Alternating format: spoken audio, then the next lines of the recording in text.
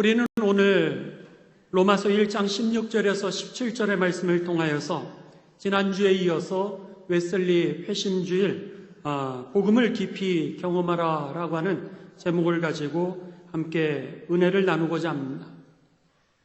여러분, 교회가 처음으로 시작됐을 때 우리는 그 교회를 초대교회다 이렇게 이야기하게 됩니다. 그랬을 때 우리 교회가 처음으로 시작됐을 때 그 신앙 고백은 어떤 고백이었을까? 여러분 생각해 보신 적이 있는지 모르겠습니다. 교회사에 있어서 가장 최초의 신앙 고백, 그러면서도 가장 간단한 신앙 고백을 초대교회는 하였습니다. 그랬을 때 그 고백의 첫 번째 내용은 예수는 그리스도다 라고 하는 것이 첫 번째 신앙 고백이었습니다. 유대 땅에 인간의 육신을 입고 오셨던 그 예수님이 하나님이 약속하셨던 그 메시아 구원자라고 하는 고백인 것입니다. 처음에는 그 예수님이 메시아인 줄 몰랐고 그분이 무력하게 십자가에 죽으신 분으로 그렇게 생각을 했는데 그분의 부활과 승천을 경험하게 되면서 하나님께서 예언자들을 통하여 약속하여 주셨던 그 메시아가 바로 예수 그리스도였다라고 하는 것을 그들은 깨닫게 되면서 제일 먼저 초대교회의 신앙 고백은 예수는 그리스도시다, 예수는 구원자라고 하는 그런 고백이었습니다. 두 번째 초대교회의 신앙 고백은 그 예수 그리스도는 나의 주인이시다 라고 하는 것이 그 고백이었습니다. 그 그리스도는 오늘 나의 삶의 주인 되신다라고 하는 겁니다. 그분이 나의 삶을 책임지시고 나를 구원하실 뿐만 아니라 내 인생을 인도하시는 분이라고 하는 것이 바로 초대교회 신앙 고백의 두 기둥이었던 것입니다. 여러분 기억하십시오. 우리의 믿음의 전부가 이 안에 들어가 있는데 첫 번째는 뭐라고요? 예수는 그리스도시다. 이것이 첫 번째 고백이요. 두 번째는 구원자이신 예수님이 나의 주인이시다 라고 하는 겁니다. 그 그리스도가 나의 주인이시라고 하는 겁니다. 그래서는 그 고백 안에 주 예수 그리스도, Jesus Christ is my Lord 라고 하는 이 고백 안에 우리들의 삶의 모든 믿음의 고백이 들어가 있다라고 하는 것입니다. 그래서 로마서 1장 4절을 한번 보시기 바랍니다. 바울은 그 예수 그리스도가 누구이신지에 대해서 우리들에게 한마디로 이렇게 정리를 하고 있습니다. 다 같이 봉독하십니다. 성결의 영으로는 죽은 자들 가운데서 부활하사 능력으로 하나님의 아들로 선포되셨으니 곧 우리 주 예수 그리스도시라. 여기에 주라고 하는 것은 주인, my Lord라고 하는 뜻입니다. 오늘 주인이 내 삶을 책임지신다라고 하는 표현이죠. 그리고 예수님이 그리스도, 메시아라고 하는 그런 뜻입니다. 예수 그리스도가 내 삶을 구원하실 뿐만 아니라 오늘 인생을 책임지신다라고 했던 것이 이 초대교회의 믿음의 고백이었던 것입니다. 이제 바울은 예수님을 만나게 됩니다. 그는 예수님을 믿는 사람들을 핍박하던 사람이었습니다. 그런데 그 바울이 다메섹 도상에서 부활하시고 승천하신 그 예수님을 만나게 됩니다. 그리고 나서 그의 믿음과 그의 삶이 달라지게 되면서 그의 정체성을 그는 로마서 1장 1절에 이렇게 고백하게 됩니다.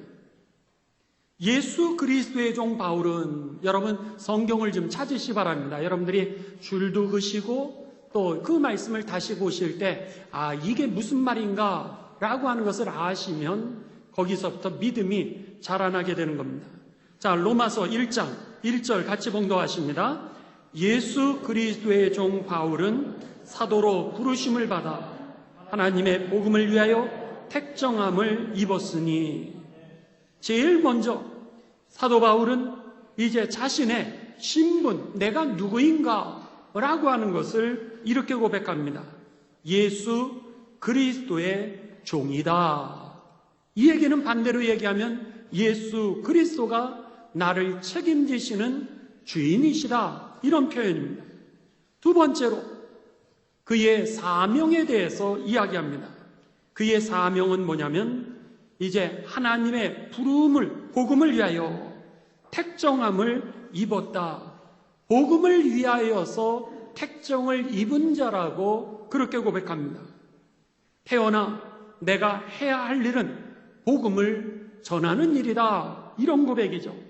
나는 복음을 위하여서 태어난 존재요. 복음을 위하여서, 복음을 전하기 위하여서 태어난 사람이라고 그렇게 자신의 일생의 삶의 목표를 고백하고 있는 것입니다. 그리고 그의 직업은 예수 그리스도의 종 바울은 그러면서 사도로 부르심을 받아 오늘 나의 직업은 사도가 되었다는 거예요. 이방인을 위한 사도. 그래서 내가 천막 짓는 그 기술자가 되었다라고 그렇게 이야기하는 겁니다. 예수님을 만나고 보니까 그 예수님이 나의 삶의 주인이었고, 더 나아가 나는 일생의 인생의 목표가, 내가 이 땅에 사는 이유가 그 복음을 전하기 위해서였고, 그래서 내가 사도가 되었고, 그래서 내가 이제 천막을 짓는 그 기술자가 되었다라고 사도 바울은 그렇게 고백하고 있는 것입니다. 그러면서 그는 로마서 1장 8절에 내 삶이 감사할 이유가 있다면 그 감사하는 이유는 복음이 전파되는 것이라고 그렇게 고백합니다. 로마서 1장 8절, 여러분들 줄도 치시고 또 같이 봉독하십니다. 시작. 먼저 내가 예수 그리스도로 말미암아 너희 모든 사람에 관하여 내 하나님께 감사함은 너희 믿음이 온 세상에 전파됨이로다. 그가 예수님을 만나고 난 이후에 내 삶에 가장 큰 감사가 있다는 거예요.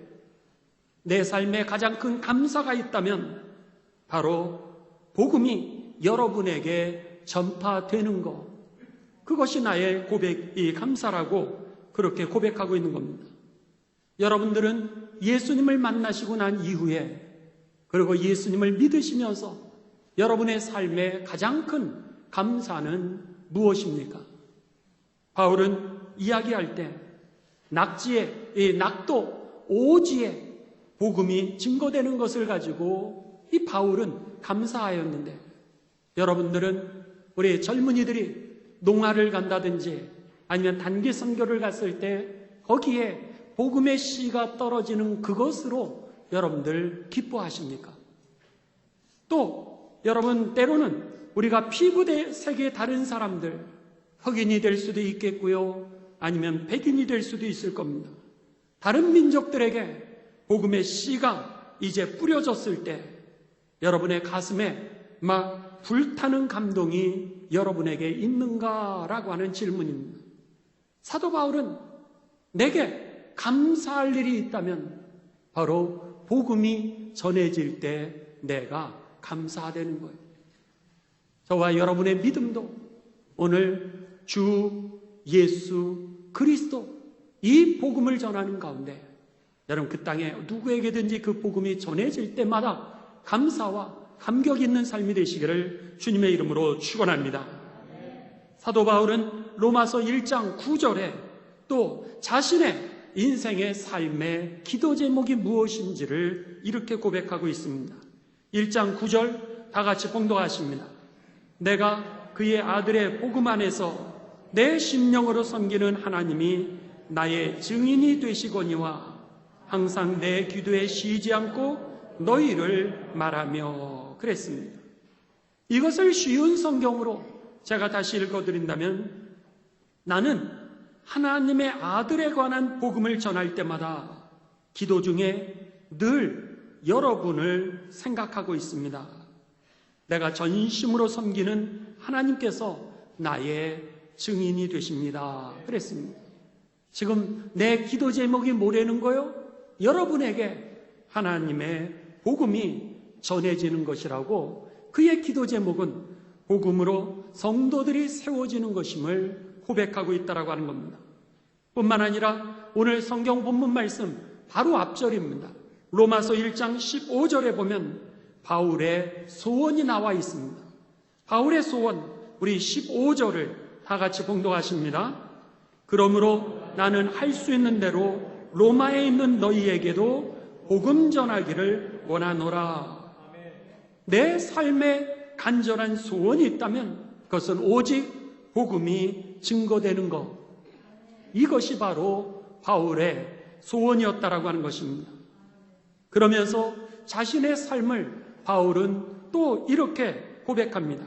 사도행전 20장 24절에 보면 내가 달려갈 길과 주 예수께 받은 사명 곧 하나님의 은혜의 복음을 증언하는 일을 마치려 하면은 나의 생명조차도 조금도 귀한 것으로 여기지 아니하니라 그랬습니다. 무슨 말씀입니까? 나는 이미 복음을 위하여서 목숨을 바친 사람이라는 거예요. 이 얘기는 뭡니까? 여러분, 이미 게임이 끝난 거예요. 내 목숨을 이미 하나님에게 내가 바쳤다는 얘기는 나에게 때로는 실패가 와도 여러분 문제 없다라고 하는 겁니다. 내게 절망이 오는 사건이 있다 할지라도 이미 내 목숨은 내 거가 아니기 때문에 오늘 복음을 위하여서 나는 살아간다라고 하는 것이죠. 때로는 우리들에게 암이라고 하는 불치의 병도 찾아올 수 있습니다. 근데 이미 내 생명은 하나님에게 내가 드렸기 때문에 암이 왔다 할지라도 불치의 병이 내게 왔다 할지라도 이 생명은 내가 주의 나라를 위하여 복음을 위하여 내가 살아가는데 전진해 나간데 나를 막을 길이 없다라고 하는 그런 고백일 것입니다. 바울은 주님을 만나고 나니까 주님이 나의 구원자이실 뿐만이 아니라 주님이 나의 삶의 주인, 책임자이기 때문에 이미 주님의 것이기 때문에 내가 어떠한 상황이 돼도 상관없이 나는 주님의 길, 그 주인을 위하여서 이 길을 걸어간다라고 고백하고 있는 것입니다. 그래서 로마서 14장 8절에 보면은 만일 복음만 전파된다면 나는 죽어도 좋고 만일 복음만 전해질 수 있다면 나는 살아도 상관없다라고 그렇게 고백합니다. 로마서 14장 8절입니다. 우리가 살아도 주를 위하여 살고 죽어도 주를 위하여 죽나니 그러므로 사나 죽으나 우리가 주의 것이로다. 그렇게 고백했던 겁니다. 복음만 전파될 수 있다면 내가 죽어도 좋고요. 그리고 내가 살아있는 이유는 여러분의 복음의 진보를 위하여서 내가 사는 이유라고 그렇게 고백하고 있는 겁니다. 그러면서 바울은요, 나는 복음에 미친 사람이라고 그렇게 고백합니다. 고린도후서 5장 13절에 보면 우리가 만일 미쳤어도 그렇게 얘기를 합니다. 우리가 만일 미쳤어도 하나님을 위한 것이요 만일 정신이 온전하여도 여러분들을 위한 것입니다. 내가 복음으로 인하여 이 복음 증거를 위하여 나는 미친 사람이라고 그의 삶을 그렇게 고백하고 있는 겁니다. 여러분, 바울이 복음이 전파되는 것이 나에게 가장 큰 감사라고 그랬습니다. 그렇다면 바울의 일생에 있어서 가장 큰 불행은 무엇이라고 생각하십니까? 바울은요, 고린도전서 9장 16절에 내 인생에 가장 큰 불행이 있다면 바로 이겁니다. 그러면서 우리들에게 고백합니다. 우리 다 함께 봉독하십니다. 내가 복음을 전할지라도 자랑할 것이 없음은 내가 부득불 할 일이라. 만일 복음을 전하지 아니하면 내게 뭐가 있을 것이로다? 화가 있을 것이로다. 나에게 가장 큰 화는 오늘 복음을 전하지 못하는 것이라는 거예요. 주님을 만나고 나니까 내 삶의 존재 이유, 내가 오늘 일하는 이유, 나의 목표, 인생의 목표가 무엇인지를 사도 바울은 깨달은 겁니다.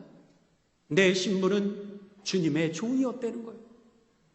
나의 직업은 이제 그 나에게 맡기신 사명, 이 복음을 전하기 위하여서 내가 사도가 되었든지 아니면은 천막을 만드는 그런 삶을 살아가고 있는 나의 정체성을 그가 발견하고 나니까 이미 내 생명이 주님의 것이라고 그는 선포하면서 어떤 일이 있어도 십자가의 길, 승리의 길, 영광의 길을 걸어갈 수 있었다라고 하는 것입니다.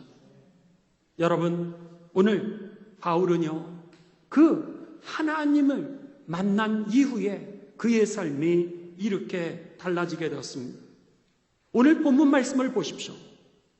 바울은요, 그가 만난 하나님은 어떤 분이셨는지에 대해서 우리들에게 이렇게 고백합니다. 내가 복음을 부끄러워하지 아니하노니 이 복음은 모든 믿는 자에게 구원을 주시는 하나님의 능력이 됨이라. 먼저는 유대인에게요, 그리고 헬라인에게로다.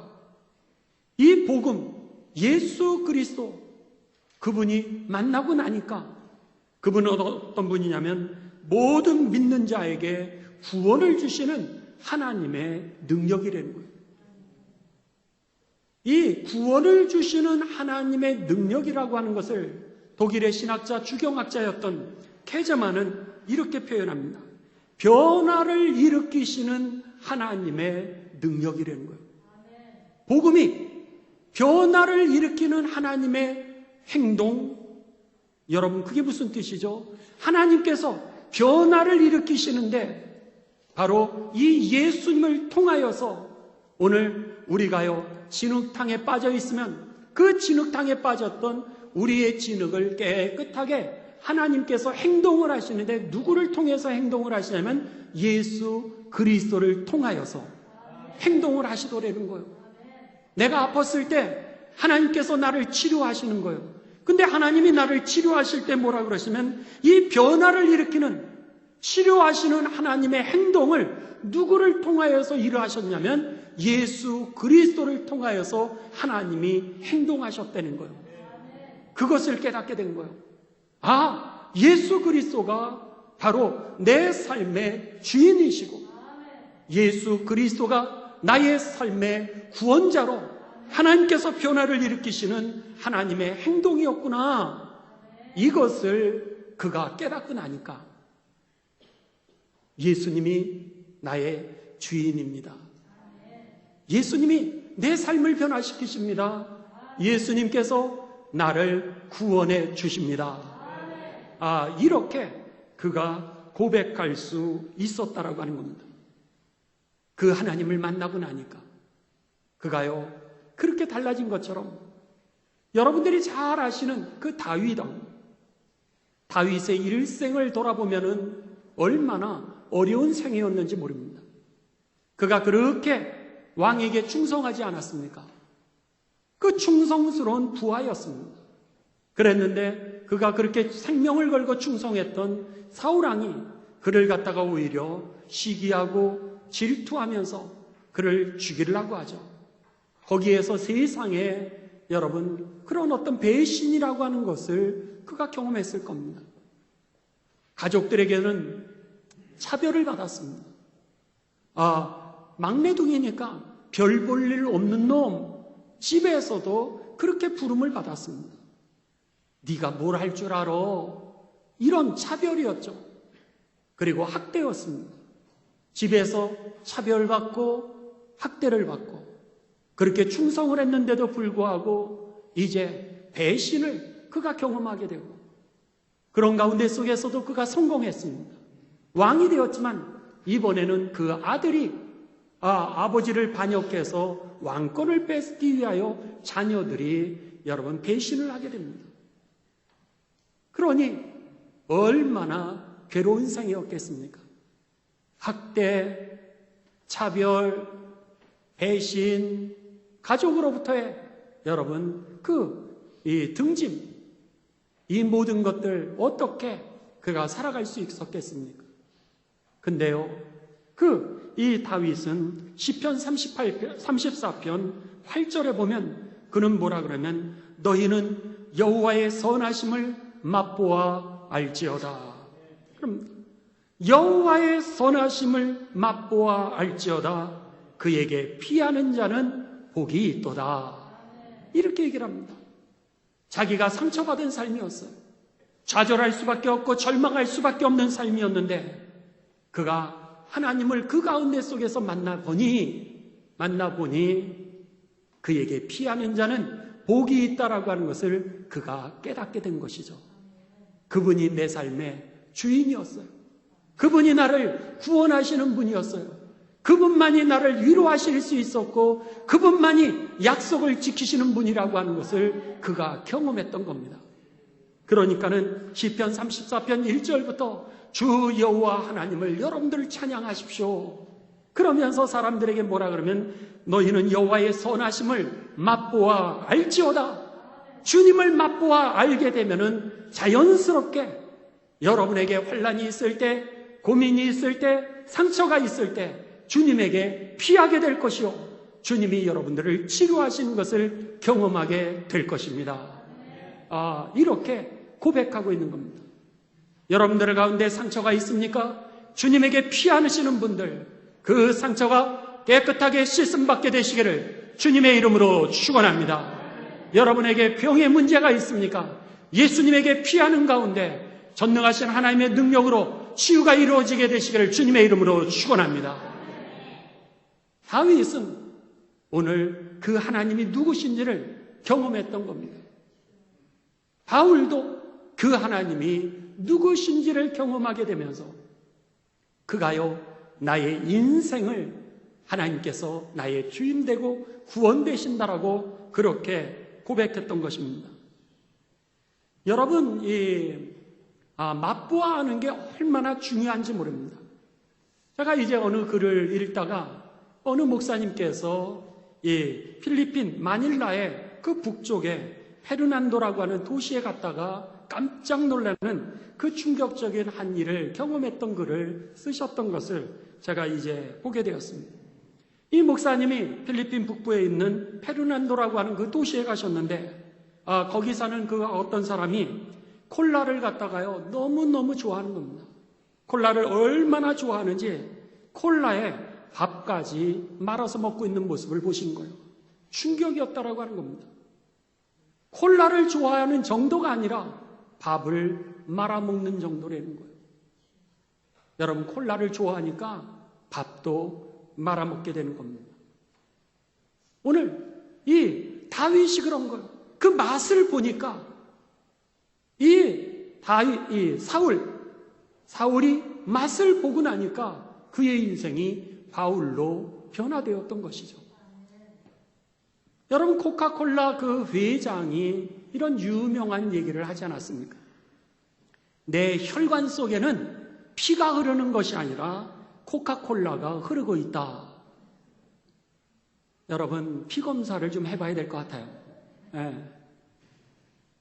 아무튼 그의 신념 가운데 속에서는 내 몸에 피가 흐르는 것이 아니라 코카콜라가 흐르고 있다는 거예요. 오늘 바울과 다윗이 그 주님을 맛보고 나니까 그의 인생이 완전히 달라졌던 것이죠. 감리교를 이제 시작하신 그 웨슬리 목사님 마찬가지였습니다. 웨슬리 목사님은 1738년 5월 24일 날 올더스게이트라고 하는 곳에서 이제 새로운 차원의 하나님의 은총을 그가 경험하게 됩니다. 그러면서 그의 삶이 달라지게 되죠. 그의 삶은 여러분 일생 동안 사실은 경건하게 살려고 얼마나 애를 썼는지 모릅니다. 그래서 그가 옥스퍼드에 교수로 있었을 때에 거기에서 홀리 클럽, 신성 클럽이라고 하는 그런 모임의 지도자가 되었습니다. 거기에서 그 수재들이 모여서 공부하는 그곳에서 그럼에도 불구하고 경건하게 살라고 어떻게 해서든지 노력을 하면서 시간을 정해놓고 그들은 성경 공부 모임을 모였습니다. 또 기도하는 모임을 가졌습니다. 뿐만 아니라 이제 다른 사람, 가난한 사람들을 도와주었고요. 병원에 있는 사람들을 찾아가서 위로해 주었고요. 감옥에 있는 사람들에게 가서 이제 사식을 넣어주기도 하고, 그리고 그들을 격려하며 하나님의 은혜를 나누고자 그렇게 애를 썼던 것이 웨슬리 목사님의 삶이었습니다. 아마 사람들이 봤을 때 그것만 해도 아유 대단한 사람이요, 참 좋은 목사님이야. 그리고 거기에 홀리클럽에서 함께했던 그 학생들에게 참 좋은 젊은이들이야, 이렇게 칭찬했을 겁니다. 그런데 그 홀리클럽은요 6년 있다가 사라지고 말았습니다. 그런데 웨슬리 목사님께서 이제 은혜를 받게 된 거예요. 그 새로운 차원의 하나님의 은혜를 받기를 시작하면서 그의 설교가 달라지기를 시작했습니다. 그의 전도 생활하는 것이 달라지기를 시작했습니다. 그가 은혜를 받고 보니까 그전에는 교회에서 목사로 설교할 때에도 사람들이 다 그리스도인이라 이렇게 생각했다는 거예요. 여러분들 전체가 다 거듭난 그리스도인으로 생각하면서 복음을 전했는데 내가 은혜를 받고 보니까 그 다음부터는 이제 회개를 선포하기를 시작했다는 거예요. 내 자신을 돌아보니까 그 회개의 깊은 영성을 몰랐던 나 자신을 깨닫게 된 것이죠. 율법적으로 나의 의식을 가지고서 경건하게 살려고 하는 노력은 많이 있었지만 그러나 나에게 정작 깊은 회개의 영성을 깨닫지 못하였기에 그 다음부터 영의 눈이 뜨여지니까 사람들에게 여러분 회개하십시오, 이 회개를 선포할 수 있게 되었던 겁니다. 그리고 두 번째는 이들이 다 믿는 것이 아니라고 하는 것을 깨닫게 된 거예요. 그러면서 그들에게 믿으십시오, 여러분 믿음 있게 살아가십시오, 이렇게 선포하기를 시작했던 것이죠. 여러분 회개하게 되시기를 주님의 이름으로 축원합니다. 믿음 있게 살게 되시기를 주님의 이름으로 축원합니다.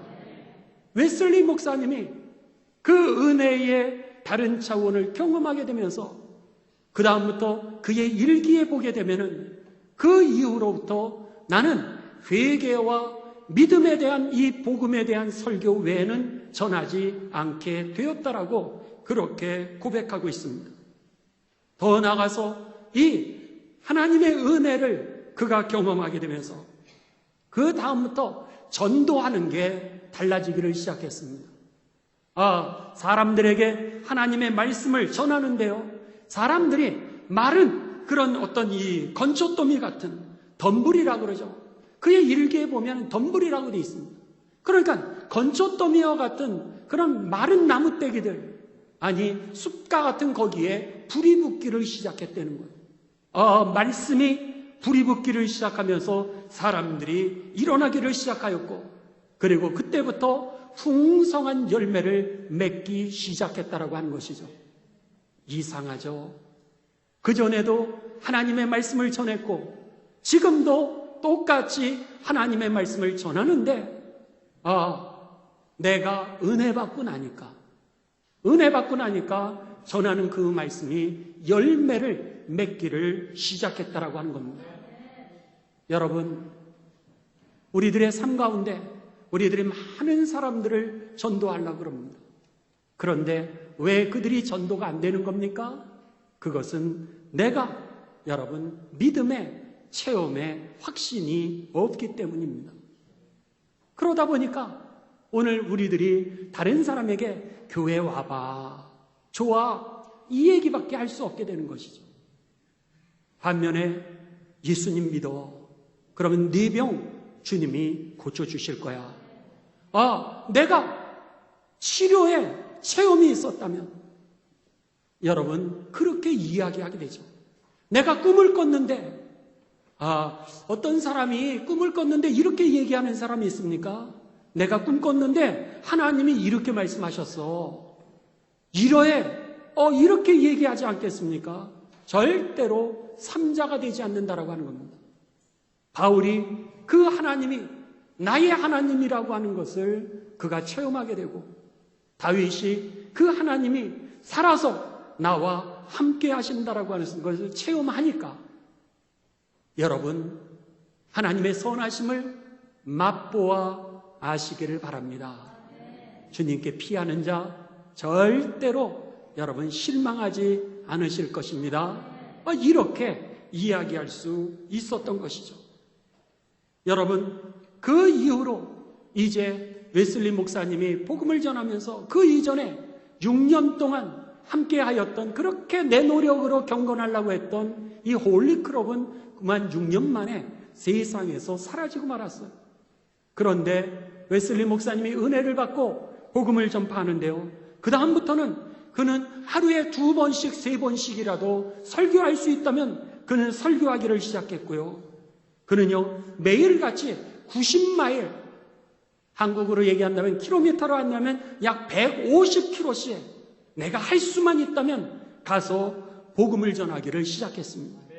그뿐만 아니라 여러분, 그가 53년 동안 회심을 한 이후에 88세로 그의 생명이 다하는 그날까지 설교를 무려 42,400번, 근 5만 번에 걸치는 설교를 하였고요. 그리고 그가 말을 타고 여행하면서 복음을 전했던 그 지역만 해도 여러분, 그 일기를 따라서 지역을 재보니까 25만 마일, 그 43만 킬로, 그 정도를 여러분 다니면서 복음을 전했다라고 하는 겁니다. 웨슬리 목사님은 88세에 이르기로 삶을 마치게 됩니다. 그런데 놀랍게도 그가 사망하던 해에 영국에서만 평신도 설교자가 294명이 일어섰다라고 하는 겁니다. 그 기록의 일기에, 그리고 감리교회 역사에 여러분, 이 평신도 설교자입니다. 그냥 예배 드리는 자들이 아니라 이렇게 모여있는 무리에 그들이 나아가서 설교를 하고 있는 그 평신도 설교사만이 294명이었고요. 그리고 웨슬리와 동일한 그 경건의 모임을 가지고 주의 나라를 향하여서 같이 가는 지휘자들이 71,668명으로 기록이 되었다라고 하는 겁니다. 그뿐이 아니라 미국과 세계 여러 곳에 이제 웨슬리처럼 내가 하나님의 말씀대로 경건하게 살라고 하는 사람들이 이제 함께 동참하게 되었는데, 웨슬리가 죽은 이후에 그 숫자를 12만 명과 무려 평신도 설교사가 511명으로 그들이 기록하고 있음을 볼 때 얼마나 놀라운 일인지 모릅니다. 그전에도 경건하게 살라 그랬는데, 그전에도 성경 공부는 했는데, 그전에도 기도는 했는데 열매는 나타나지 않았다라고 하는 거예요. 그래서 이 웨슬리 목사님은요, 자신이 새로운 차원의 그 영적인 체험을 하고 나서 이제 4일이 지난 다음에 그의 일기에다가 이런 얘기를 썼습니다. 5일 전까지 나는 그리스도인이 아니었다는 거예요. 왜 그리스도인이 아니었겠습니까? 그가 열심히 기도하려고 그랬고, 열심히 말씀을 읽으려고 그랬고, 그도 다른 사람에게 칭찬받는 그리스도인이 되기 위하여서 가난한 자들을 위하여서 살고, 감옥도 찾아가고 병원도 찾아갔지만, 여러분, 내가 은혜의 깊은 강가로 들어가지 못하니까 그 모임은요 6년 만에 그냥 사라지고 말았다라고 하는 것이죠. 목회를 제가 하는 것이 아니라 목회가 되어지는 것이죠. 하나님의 은혜로 목회가 되어지는 겁니다. 구원을 내가 얻는 게 아니었다는 거예요. 나의 기도, 나의 성경 공부, 나의 경건, 나의 노력을 통하여 구원이 내가 얻는 것이 아니라 오늘 하나님의 은혜로 구원이 주어지게 되는 것이죠. 여러분, 내가 경건하려고 얼마나 애를 씁니까? 그런데 그 경건이라고 하는 것이 여러분 하다가 지칠 수밖에 없게 되어 있습니다. 오늘 내가 경건하게 일생을 살 수 있는 거 하나님의 은혜가 내 안에 임할 때에 경건하게 살아지게 되는 것이죠. 내가 여러분 지우려 그래도, 내가 치유하려 그래도 여러분 치유가 정말 되어지는 겁니까? 안 되죠. 내가 아무리 잊으려 그래도 잊을 수가 없습니다. 그 상처, 그 좌절, 그 절망, 그 불안, 내가 이것을 어떻게 지울 수 있고 잊을 수 있겠습니까? 그런데 오늘 하나님의 은혜가 임하니까 그 평안이 주어지게 되고요. 그 상처가 씻어지게 되는 것이죠. 오늘 사도 바울은 그것을 이야기하고 있는 겁니다. 내가 복음을 부끄러워하지 않는 이유는 오늘 이 복음이 예수 그리스도가 하나님이 변화를 일으키시는 하나님의 행동이었다는 거예요. 예수 그리스도를 통하여서 하나님의 행동하시는 것을 깨닫고 나니까 내가 누구에게든지 병든 자든지 실망한 자든지 좌절했던 자든지 아니면 고난 가운데 있는 이들에게 예수 그리스도를 전해주고 싶었던 거예요. 그러니까 내 목숨을 나는 거기다 바쳤다는 거예요.